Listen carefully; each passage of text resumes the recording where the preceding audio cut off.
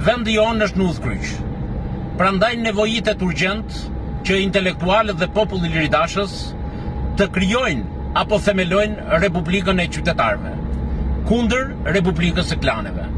Por kjo vjen me një beslidhje, jo thjesht politike, por morale.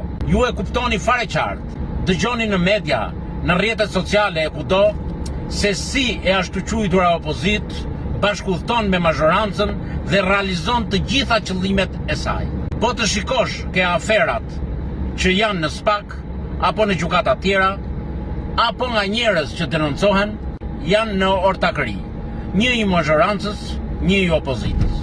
Prandaj e kemi thënë dhe stërthënë që këta kanë 36 vjet, kanë realizuar planin Ogurzi të Ramiz Alis, që pushteti të ndryshoj formë, por jo përmbajtje, dhe pronat të jenë në duart e bijve të etërve. Po shikoja sot që Agasi ishte ortak me një bashkëpunëtorin e Saliut. Dje, Saliu sulmonte fort se gjas me Agasi o mushte sallat e opozitës, apo ai Çela, apo dikush tjetër.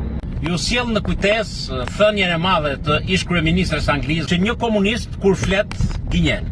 Po i shtoj diçka unë, kur nuk përmbush qëllimet e tia, shpif. Kur ka pushtet, grabit, vjedh. Pasuron lëpirësit e tij. Kur bi nga pushteti, shkatron. Prandaj të dashur bashkëqytetar, nuk duhet të hezitojmë, por të veprojmë një orë më parë.